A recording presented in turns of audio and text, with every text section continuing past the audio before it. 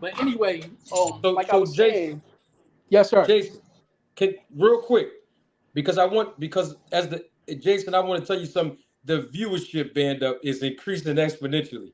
I want to make sure that everybody can get where you're going. You use the word subtle techniques. Those two words, subtle techniques, that Errol Spence does in a fight. And based on your experience and your knowledge as a fighter, can you give us at least one subtle technique that Errol Spence does that will neutralize Terrence Bud Crawford's either offense or defense? Can you give us one? And then band up when he's done, I want you to rebuttal what he said based on what you know about Crawford. It's on you, Jason. Yeah. The very first simple one would be the jab and the speed of the jab. Earl Spence, he can double up, triple up the jab, and he can change the jab at speeds. And Crawford is going to have a serious problem with that. The other thing is, what I mean, being able to get inside cleverly and throw multiple shots inside where Terrence Crawford, he will open up to try to get shots back.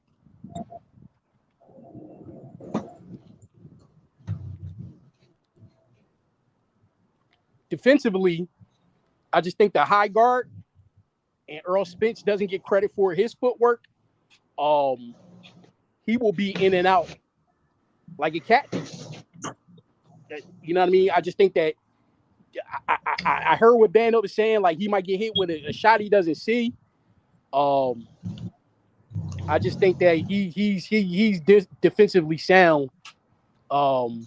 It's a fight he's going to get hit, but I mean, in his previous fights, we haven't seen that too much.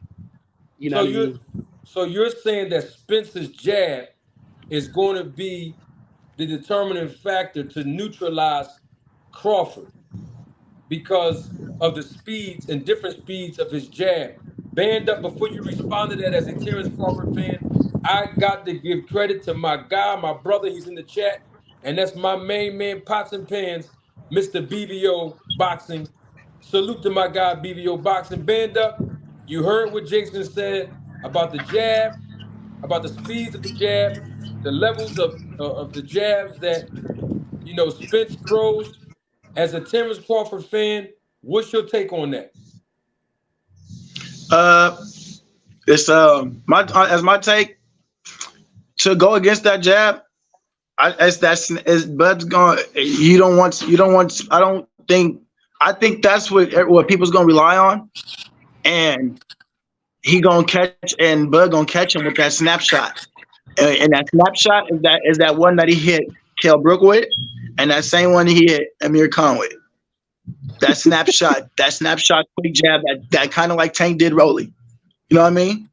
But Tank just did it going backwards. Terrence Crawford did it going forward. You feel me? Because I'll give you a little background if you want to that.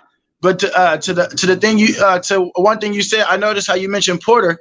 You know what I mean? And what Spence had to do against Porter, he didn't snatch Porter's eye. And Porter's shorter. Porter moves with Porter moves with fast feet.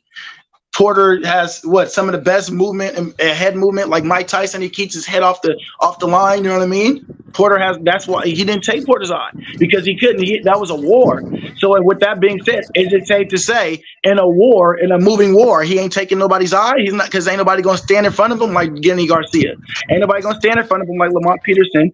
He's not gonna stand in front of him like Udanis Ugas, and he ain't gonna stand in front of him like what's his name that he took who he took eye before who else am I missing? He took 4 people's eyes.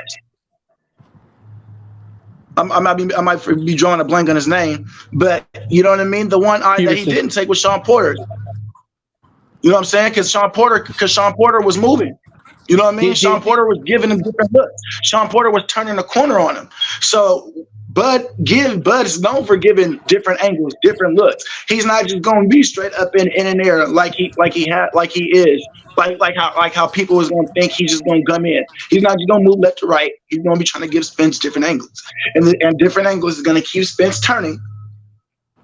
Just like how Porter kept Spence turning, and Porter wasn't able to knock his eye, catch his eye like he did the other two. Now Porter said if it hasn't been for that knockdown, who knows? It would have been a draw. Porter would have won. Sean Porter has said that on numerous occasions. And I don't know if you caught this, Marty, but you can go back and look at it. There was one of these times where Sean Porter, when the fight first got announced, Sean Porter and them guys was doing a Porterway podcast, and I did the second to last question or the third to last question, and I asked Sean Porter. I said, Sean Porter, what do you think you needed and able to beat Terrence Crawford and Errol Spence? He sat and he thought about it. He said, I thought I needed everything to beat Errol Spence. I thought when I going into that fight, I knew it was going to take everything to beat him. He said it was either going to be me or him to get, you know what I mean, to have to go down in order for us to win this fight. He said when he came to Crawford, he felt like he needed everything, but he felt like what he was doing was good enough until it wasn't working. Now, with that being said, I've seen that people do stuff that they think is working until it doesn't work. And in the Mean Machine fight, Andre Ward kept saying, "Oh, Mean Machine should keep doing what he's doing." Yeah, let him keep doing what he's doing, and you seen how it ended up. So that's the confusion part. Terrence Crawford gives off the illusion that things are working, and that's why I said what he did that's why I brought up the time point. The time points that you got to look at when he switched that orthodox with Kell Brook. How much time? Because he only spent about a minute and 30 seconds in that foot stance and caught that boy. You know what I'm saying? He gives off the possum effect that, okay, what you think is working, but it's not going to work. So when you guys keep saying that Errol is going to lead out that jab, hoping that it works, I think for Bud, he hope that he thinks it's gonna work too, because it's not gonna work out to his effect. Everybody does something until they think it's gonna work. And the dynamic and Jason, you said you were a fight fan. Like I said, I've only been watching boxing for about 4 or 5 years. I know more about NBA and the UFC. You know what I mean? Now, what I do know is it's not too far back. John Jones coming up was this great is still to this day this great amazing fighter, right? Going against Daniel Cormier, who was what? Subtle, had all the technique, had all the thing. It took John Jones's dynamics to beat Cormier. It takes overwhelming skill. It took so much dynamic to offset what Cormier was doing in order to win those fights. John Jones took a tremendous amount of damage in both of those fights, but he still got the job done because he had more tricks in his bag that Cormier couldn't deal with. Now Cormier went on to still be a heavyweight champion, you know what I mean, all this other stuff, because his fundamentals is always there. Like how you guys say with Errol, his fundamentals is there, but if a person has enough dynamics, can that overset it?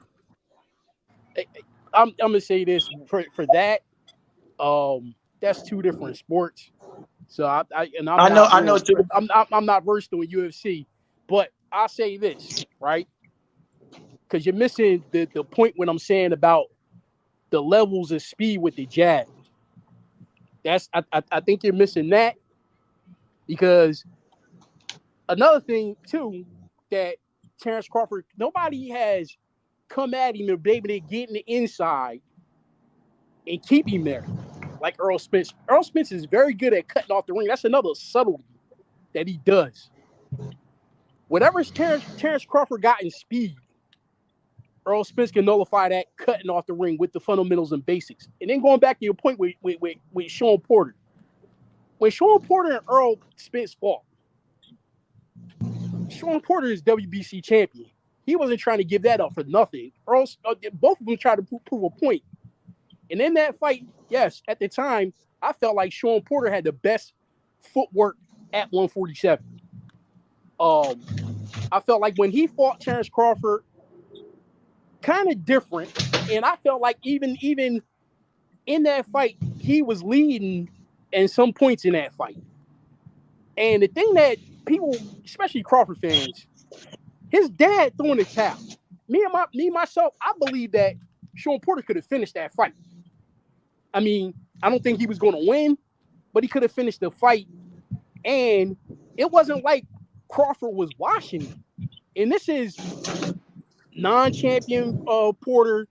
In my opinion, this is this is money grab Sean Porter. And you said something that was perfectly true. He did say this. I had to bring everything to beat Errol Spence, right? But guess what? He didn't. And in that fight, he was turning Errol Spence and turning Errol Spence. Guess what champions do? They make the adjustments and make you pay. He turned Errol Spence and he turned right into a left. That money shot. He turned right into a left and it put him down. And in my opinion, if Errol Spence would have did if he would have threw a combination, if he would have threw a left and then came back with a right and maybe a left going uppercut, he would have been asleep. But that's it. That's the whole thing. It shoulda, woulda, coulda. And in my estimation, like I said, once Errol Spence, starts catching him, tapping him, and Crawford does what he does, which is try to hit somebody with a money shot, or he gets emotional, because that's one of the things that in my opinion that I see out of him, he gets very emotional. He got to get some get back. That's what's going to kill him, because then it's going to open up all kinds of stuff, Errol Spence.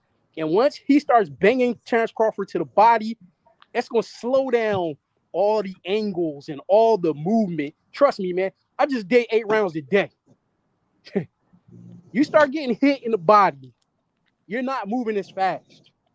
And especially if you're dealing with somebody that's very sharp, and they start popping you with all kinds of stuff, you know what I mean, when you're trying to get away from that.